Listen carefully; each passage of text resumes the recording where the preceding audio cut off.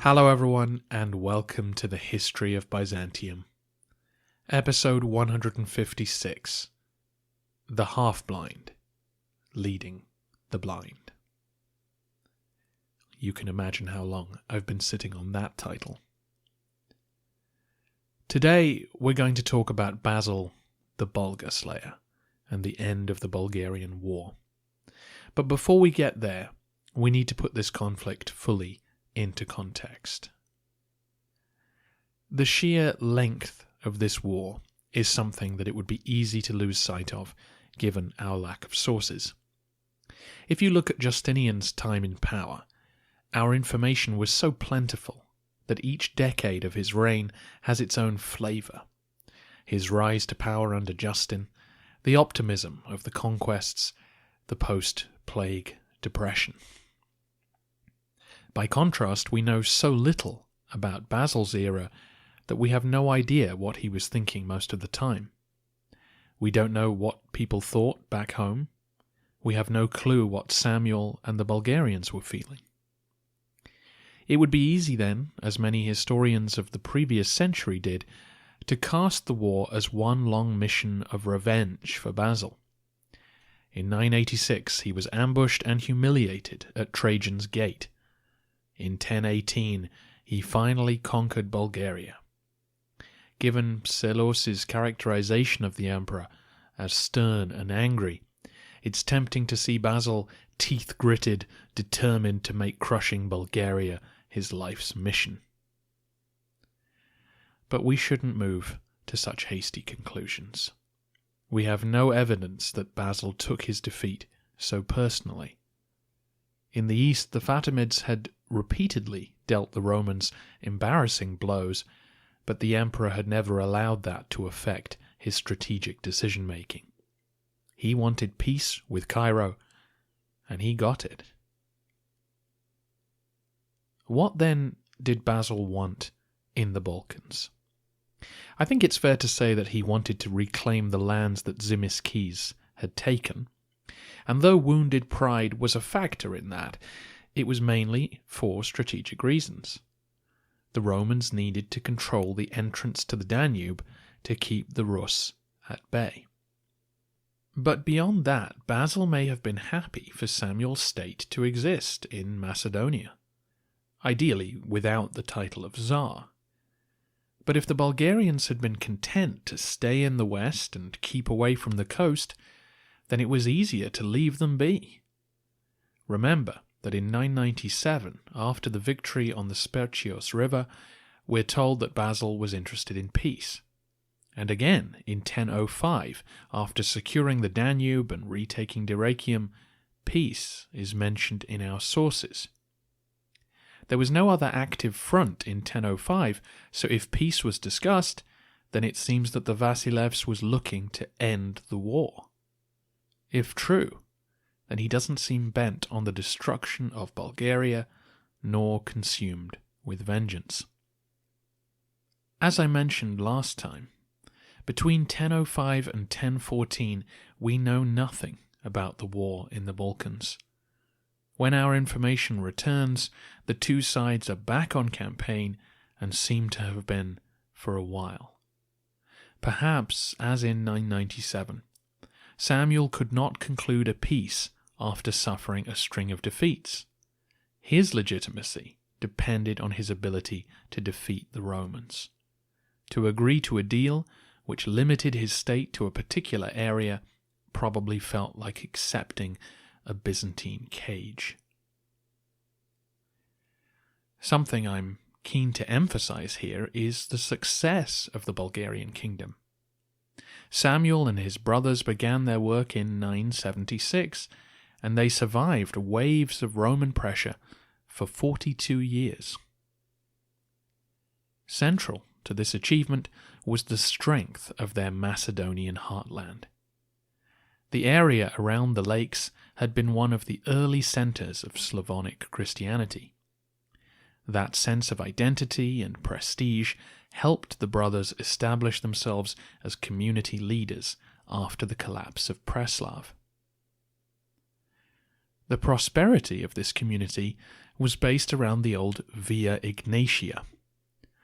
Even though the Romans hadn't controlled the length of it for centuries, it was still the natural path through the mountains. The people that lived along it enjoyed trade with one another and with the wider world through Dyrrhachium. To the north, the rivers could also take their goods to the Serbs and Croats, as well as the Danube and the trading towns there. Bishoprics and monasteries flourished in the area throughout this period, tending to the spiritual needs of a people who were fighting for their freedom. Samuel's main residence was on an island in Lake Prespa. He built a huge cathedral and palace there, and when Basil finally captured the royal treasury, he found crowns, lots of money, including 10,000 pounds of stamped gold. So we know that Samuel's campaigning, trading, and tax arrangements were very successful. The Bulgarians kept an army and administration functioning in wartime conditions for nearly half a century. Samuel must have been a good diplomat as well as general. He kept disparate communities working together, including the ancestors of the Albanians and Vlachs, who escape our historical attention but must have lived in his kingdom.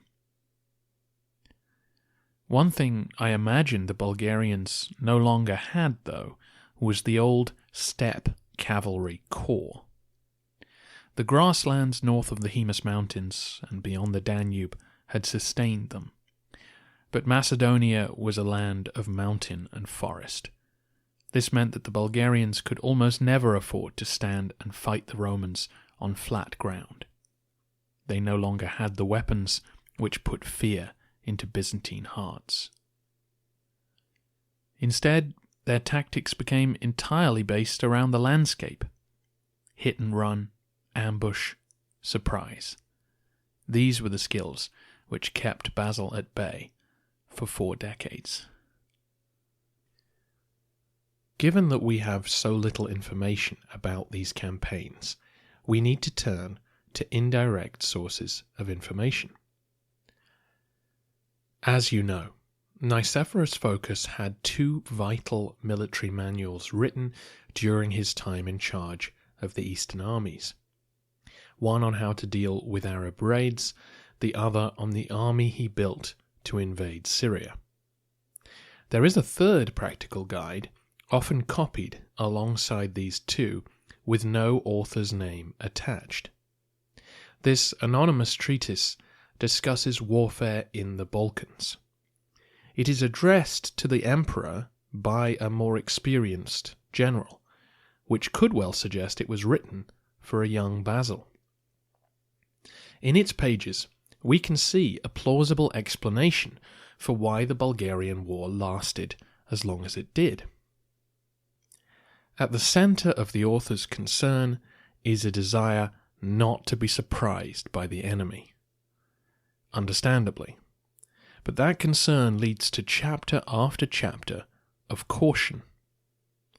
Great attention is paid to the construction of a proper military camp. Not only the usual maxims about the layout and vigilant sentries, but about the location of the camp itself.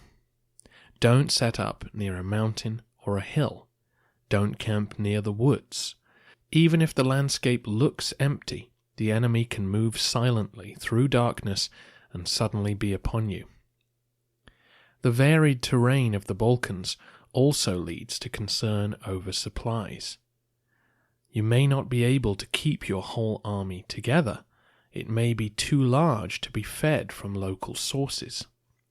This means dividing your forces, which is less than ideal, but may be necessary. When on the march, securing sources of water and securing your flanks is vital. Again, hills and forests are dangerous places. You have to send units ahead to garrison every vulnerable spot before the emperor can pass by. This goes double for narrow defiles. scouts must scale all the surrounding hills of a mountain pass to make sure the enemy are not lying in wait. Mountain passes, river fords, and bridges are the key choke points across the terrain. Not only does the area need to be scouted and garrisoned, but attention must be paid to the order in which units cross. You cannot let men just stroll across chatting to friends from another division. Everyone must cross in battle order. That gives them the best chance of surviving if an attack takes place during the crossing. This ultra-cautious approach is evidently wise, but it has huge implications on a campaign season. The author insists that if you suspect the enemy has occupied a strategic location, then you must march around it, even if this means adding days to your journey. And if you discover the enemy has definitely garrisoned a pass, then just leave the area. There is no profit in trying to dislodge them. If taken seriously, this advice could ruin months of planning. And the author says, if you do abandon your campaign, you can't just march straight home. A Roman army heading west is the most predictable of all beasts. The Bulgarians know exactly where we're headed and can far more easily block passes and plan ambushes. So having marched all the way to Macedonia and abandoned a campaign, the emperor would now spend an extra week or two on the road just to take an unexpected route home in order to make sure his army is safe. We don't know if this manual was written for Basil or if he read it, but it seems likely that his experience is reflected in these pages. Remember the joshing which Psellos recorded between the Vasilevs and his troops. The men complain that Basil's pre-battle inspections are taking too long, and he jokes that their battles will go on forever if he isn't thorough. The truth that story captures speaks of a commander who had learnt on his first campaign the price of being unprepared. He refused to be caught out again and would absorb the complaints of his men if it meant they avoided defeat. Several other pieces of advice in the manual echo Psellos' description of Basil. The Balkans presented a completely different challenge to Syria. In the flat farmlands of Cilicia and Aleppo, Nicephorus had been able to deploy a giant infantry square. He was confident that his men would find forage to feed themselves and their horses, and that the camp followers would be protected inside the ranks of the square. The fertility of the Balkans, by contrast, lay in its snaking river valleys. But to get from one to the next meant crossing mountain and forest. The author recommends, therefore, leaving any non-essential personnel behind, along with any luxury items. No gold or silver armor or ornaments should be brought to Macedonia. They will only slow you down, and your men will need to be carrying extra food anyway.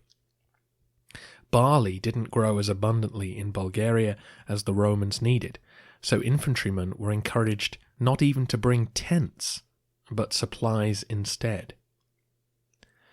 This description again speaks to the caution required in campaigning. But doesn't it also reflect our image of Basil's dress sense? Psellos tells us that the emperor avoided ornamentation and would wear a simple purple cloak. Many historians have concluded that the Vasilevs, having married his army, preferred martial simplicity to the fripperies of office. But perhaps, rather than personal preference, this was an outfit born of necessity. Basil spent more summers of his reign in the Balkans than anywhere else. Having learnt to do without finery for so long, perhaps it was a habit he carried over to the palace. Finally, our author tells us that scouts and spies are vital to discovering the disposition of the enemy. Clinically, he points out that the best spy is one whose wife and children are in your custody. This too reflects much of the work which the Romans focused on. Unable to lay a blow on Samuel for much of this time, Basil would seek out vulnerable forts and attempt to flip their commander. Dangling the offer of a command in Anatolia did sometimes lead to defections. Then, of course, once the commander's intimates were in Roman hands, it would be easier to suggest that he return with your armies on campaign to help sow dissension and discover the location of the Tsar. Hopefully, this excursion has given you a fuller picture of the war. Samuel's mountain kingdom was strong enough to sustain his war effort for 40 years, while Basil, faced with only treacherous paths and guided by memories of Trajan's Gate, moved slowly around the edges of his kingdom, probing for weakness. Once a decade, the Romans would trap and destroy a Bulgarian army, and in the aftermath, the emperor would offer peace. But Samuel could not accept, and so the war went on and on. The sheer length of time is worth absorbing. In 976, Basil was 18, and Samuel, we guesstimate, was 32. When they clashed a decade later, the 42-year-old Samuel embarrassed the 28-year-old emperor at Trajan's Gate. After the civil wars, the mid-30s Basil began campaigning seriously against 50-year-old Samuel. And now, in 1014, when the most famous battle of the war is fought, Samuel is 70 and still present at the front, while the 56-year-old Basil is into his third decade of command and has no plans to leave the field anytime soon.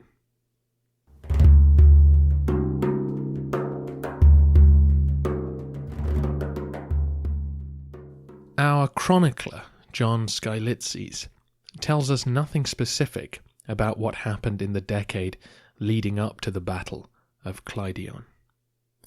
Peace may have been discussed, but didn't take. The Bulgarians seem to have retaken several forts, including Veria.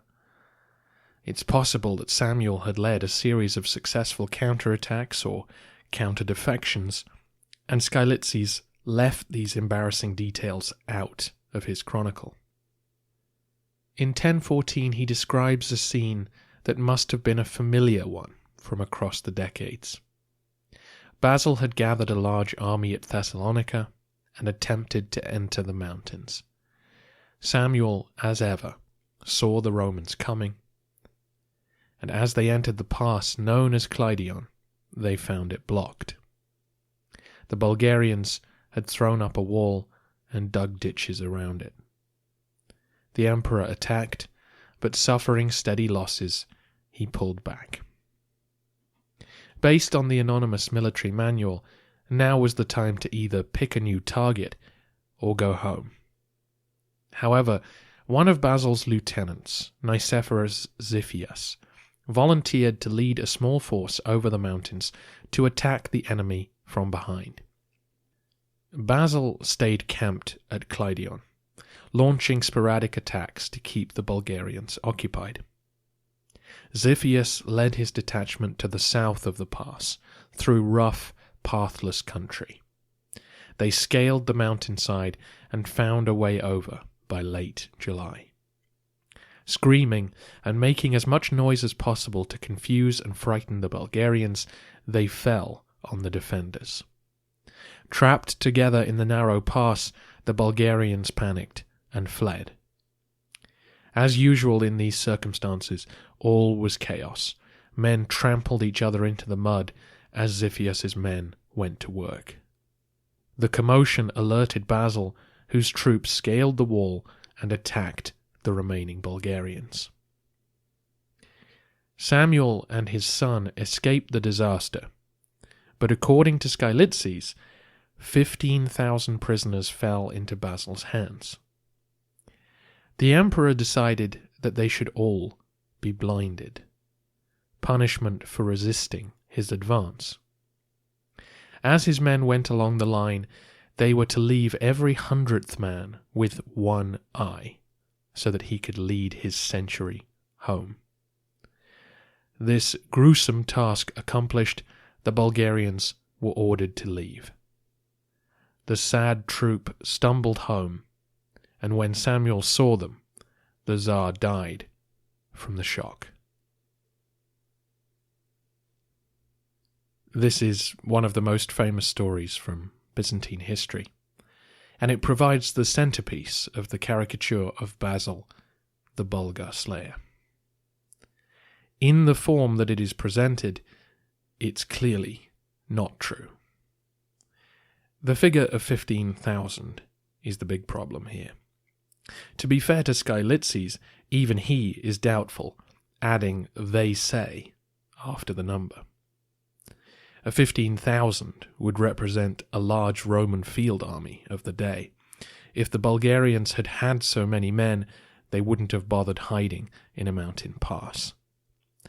The logistics of how many Byzantines would have been needed in order to capture, hold, and blind so many prisoners is not worth going into. But what if we reduce the numbers to, say, 5,000?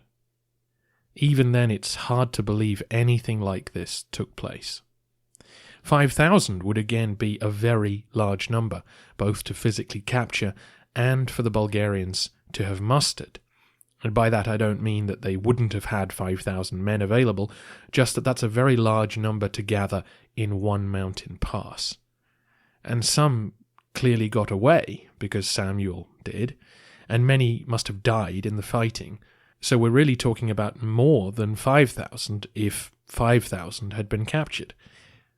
And I just don't see how the Romans would have caught that many soldiers in the flight. And more convincing than my speculation is what happened next. For a start, there was another Bulgarian force near Thessalonica at the time, making it unlikely that so many thousands were deployed at Kleidion. And Basil was then ambushed again as he advanced. His target was the fortress of Strumitsa. All of this is on the map, by the way. Now that the pass of Kleidion was clear, Basil ordered the Dukes of Thessalonica to march ahead and make sure the rest of the way was too. But the Dukes was ambushed and killed as he closed in on the fortress, so the emperor withdrew to Roman territory. Had Basil captured thousands, he probably wouldn't have attempted to continue on with the campaign. With that many mouths to feed, he would have headed home immediately.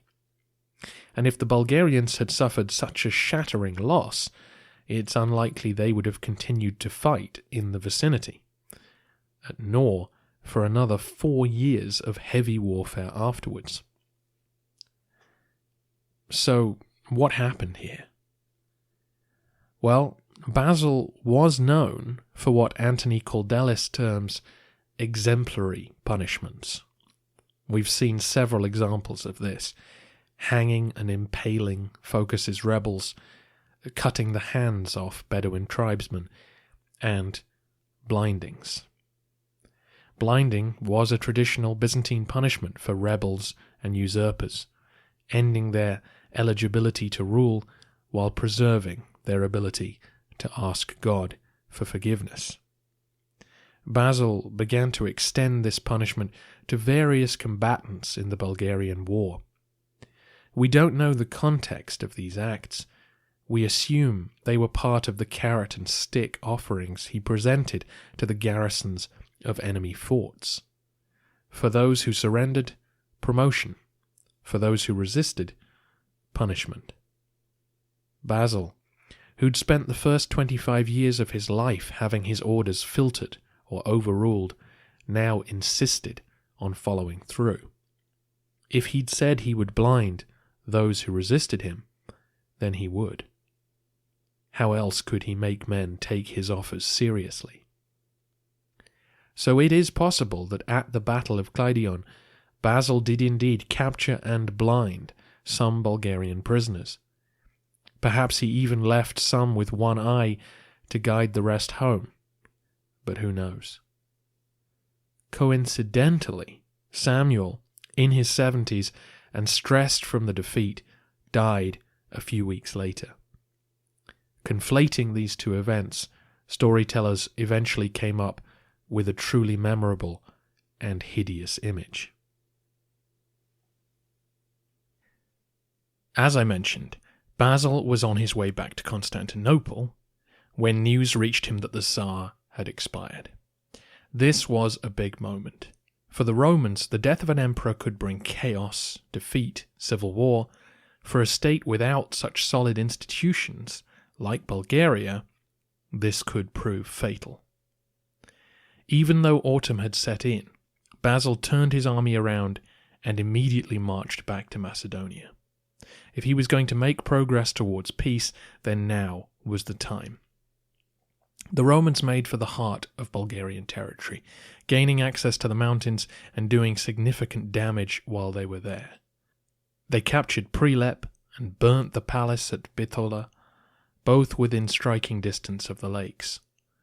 But with winter setting in, Basil withdrew his men to safety and returned to Thessalonica in January 1015. As soon as spring arrived, though, the Romans were back in the field and attacking fortresses. At Moglena, they collapsed the walls using fire, deported the able-bodied men, and massacred the rest. Basil marched on Ohrid and blinded all the prisoners he took. Again, the suggestion in the sources is that he'd made a provisional agreement with the new Bulgarian leadership and that they'd reneged on it. Hence why the punishment had to be meted out. Despite the success of this campaign, another detachment of the imperial army was caught and annihilated in an ambush. Basil prudently withdrew and went back to Thessalonica. While Basil was running riot in the mountains, the Bulgarians were going through the anticipated succession crisis. Samuel's son, Gavril Radomir, took charge of the state, but soon afterwards was murdered by his cousin Ivan Vladislav. One source suggests that Vladislav took action at the prompting of Roman diplomats. It certainly seems like Basil was making contact with the Bulgarian leadership to try and secure a favourable deal. But whatever really happened, Ivan Vladislav took control of the state and continued to fight. In late 1016, Basil was back on the move, besieging the city of Pernik near Serdica. He failed to capture it. The following year, he failed to take the fort of Castoria. His soldiers were burning and pillaging as they went, but the mountains remained very hard to penetrate. Taking a force to these isolated places to set up a siege was logistically very demanding, and it left these troops vulnerable to being cut off. Basil stayed on campaign for the whole year and returned to Roman territory only in January 1018. It seemed that despite the damage he'd inflicted on them, the Bulgarians would not be shaken. Vladislav had secured the support of his subordinates and was gamely resisting. The emperor may well have imagined that the war would simply continue and even outlast him. Unexpectedly, though, Ivan Vladislav was killed the following month as he made an unsuccessful assault on Dyrrhachium. It seems at this point that no other member of the family was in position to take over, nor was there any subordinate strongman with the ambition to hold the project together.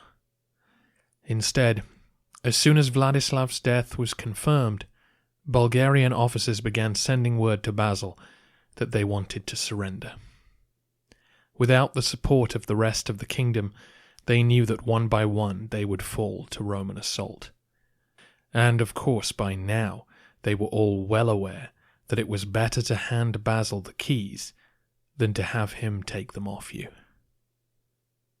To his surprise then, the Vasilevs marched into Bulgaria in spring 1018, receiving submission wherever he went.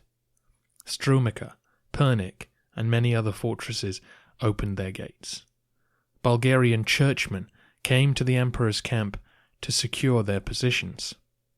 He marched to Ohrid, where the entire population came out to acclaim him.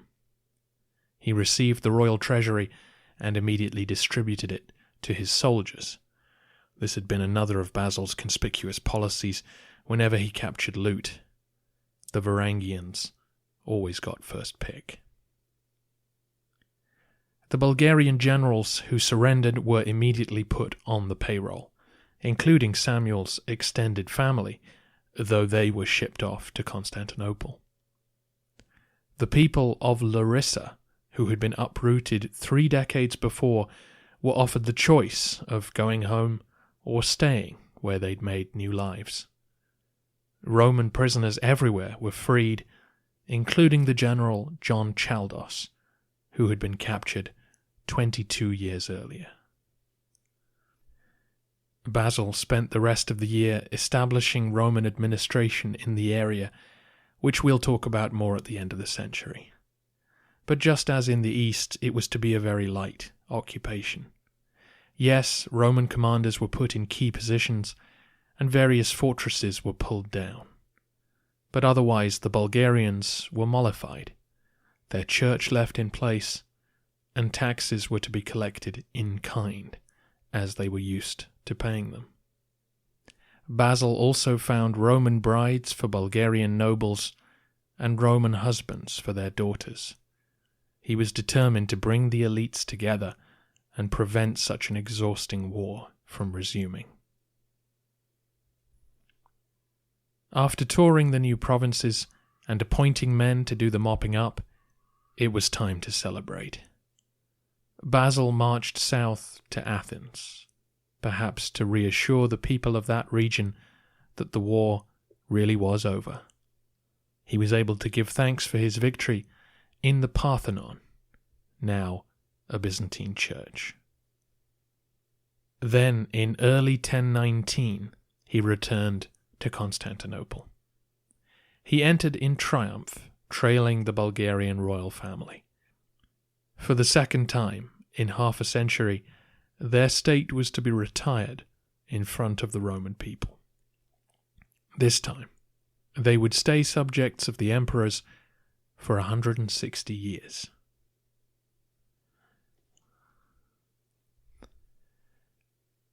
So ends the Bulgarian War, a conflict which lasted for 42 years pretty much continuously. The Byzantines had finally retaken control of the southwest Balkans. For the first time since Heraclius's day, the Via Egnatia was a Roman road from start to finish. This was a tremendous achievement. Some historians sniffily comment that surely Phokas or Tzimiskes would have wrapped things up far more quickly. But their success in the east cannot be directly compared to the Balkans. As we already discussed, Syria provided far easier country to invade. Plus, Basil's goal doesn't seem to have been to deliver a knockout blow. He wanted to take the army away from its local commanders and bend it to his will. In that sense, Bulgaria provided a solid testing ground. Had Samuel accepted peace in 997 or 1005, the war may have ended with the survival of Bulgaria in its new Macedonian homeland. Basil showed through his appointment of a Muslim commander in the east that he had no problem working with non-Romans.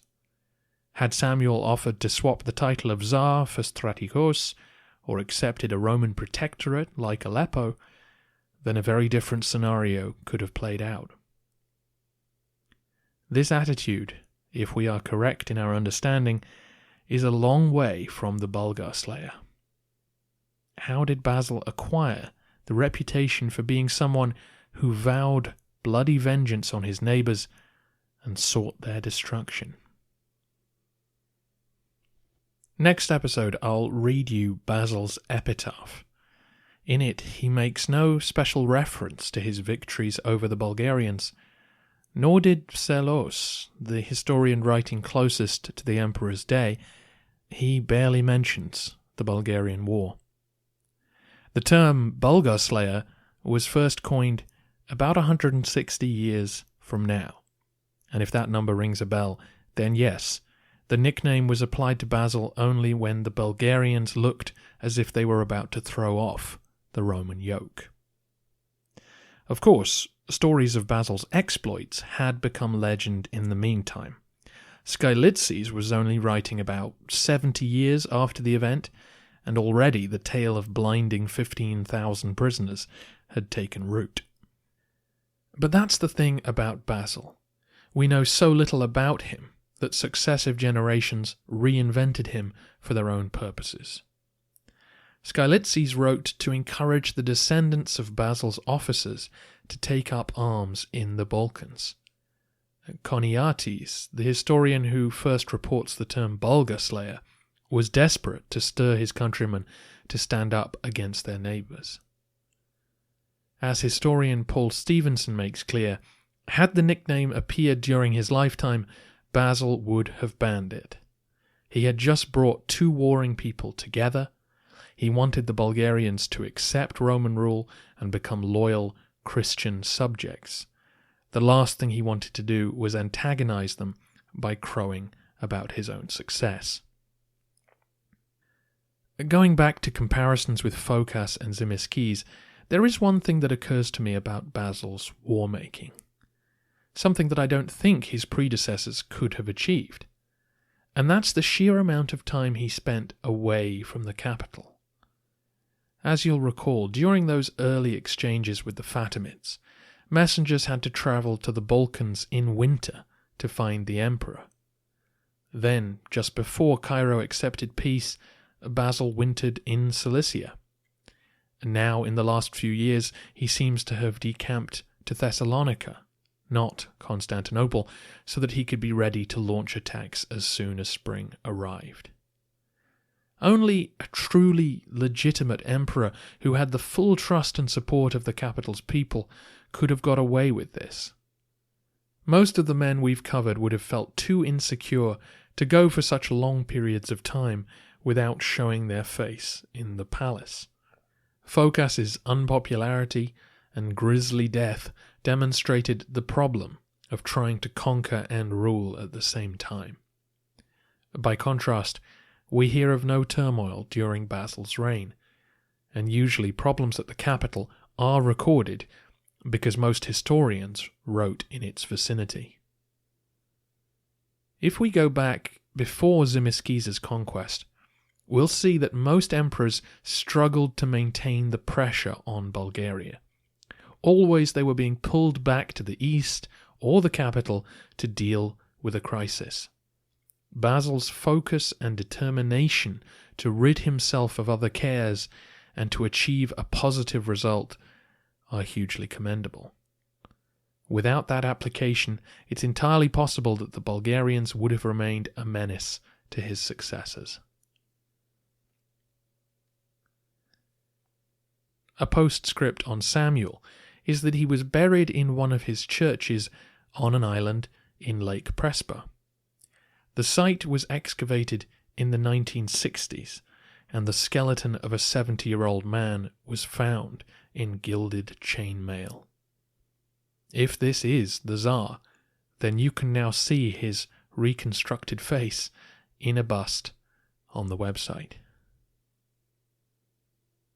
Next time, a 60-year-old Basil is finally faced with peace. Will he take a well-earned rest? Of course not.